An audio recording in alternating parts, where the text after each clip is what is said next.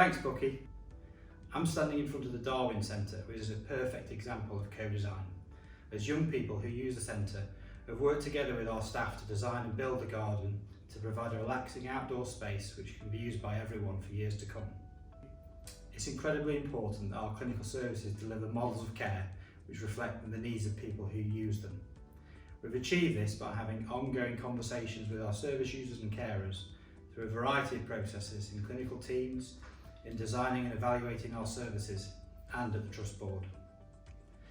We're proud of the way in which we have used patient stories and our Combinations podcast to give platforms to the voices of our service users to be heard and, really importantly, acted upon. So my name is Thea Costa.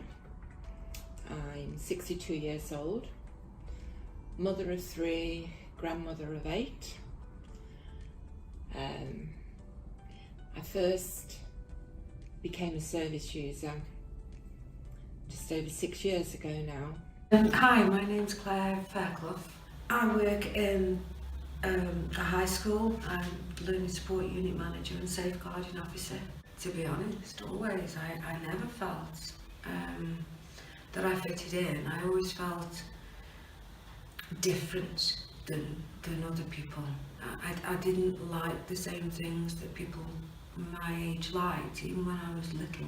When she was about 2, the paediatrician said to me, she said, you know, there are some very rare syndromes out there, you know, it could be that Martha's got something. So we had this appointment with the paediatrician, and I got back home and I sat at my computer and I just put into Google rare syndromes, failure to thrive, small, all these markers that the paediatrician had spoken about, and I just put them into the Google search engine, and the Williams Syndrome Foundation popped up, and all the kids looked like Martha. With CAMS for a long time, maybe when Jack was 10, 11, and at first I really didn't want to go to CAMS because you just hear so many stories, and it was going to where I was putting a label on my own child and I felt awful, but because I always wanted to just pick him up and run away and hide away with him.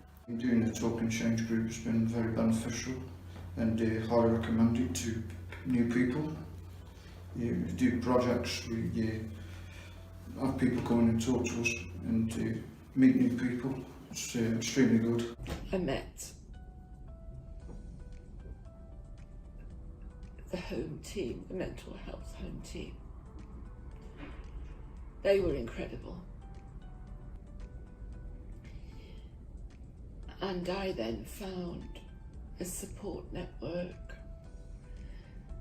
that has stood me in the greatest stead. It doesn't bother me now that I rock and I tick, but that's because of here. That's because of what the service and the diagnosis has done for me.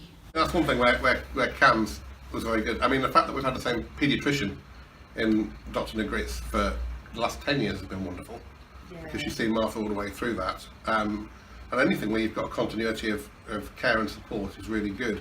It ended up being one of the biggest lifelines I've had, because we had Kath Todd-Jones right from that day, and she's just always been there for me. It stopped us being isolated.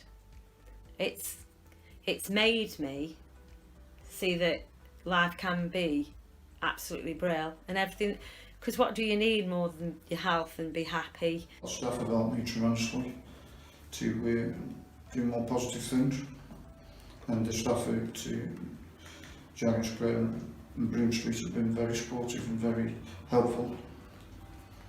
Never let anything affect your conditions or disability. If you've got a goal in life, go on and do it. I've pushed and focused on things, and I've raised $2,900 for prostate cancer. Never let anything hold you back. You've got one life, live it and enjoy it. In my lifetime, I want to try and raise £10,000 for prostate cancer. Doing fundraising has changed my life and put me in a positive focus. Thank you. Our Service Users and Carer Council provides our service users and carers with the opportunity to participate in in-depth work and ask questions contributing to various aspects of the Trust services, such as the training and rollout of nationally recognised Observe and Act tool within our ward inpatient areas, supporting our triangle of care developments, interviewing our new recruits, co-facilitating events and providing service user and carer voice at the Trust Board and our committees. Our annual open space event enables service users and carers to influence and agree our quality priorities for this year, in partnerships with the Service User and Carer Council, who collaborate on important initiatives. As Bucky said in her contribution just now, we also have used the service user feedback via the Friends and Family Test themes to help influence our quality improvement agenda. We view all feedback as valuable information about how the Trust services and facilities are received and perceived. We continue to develop our culture that sees experience of people that use our services as absolutely key to our success, and learning from that experience is a key enabler for quality improvement. We're proud of what we've achieved to date, but we're even more excited about the plans for the future. It's my pleasure to invite our Executive Director of Partnerships, Strategy and Digital, Chris Bird, to tell you more.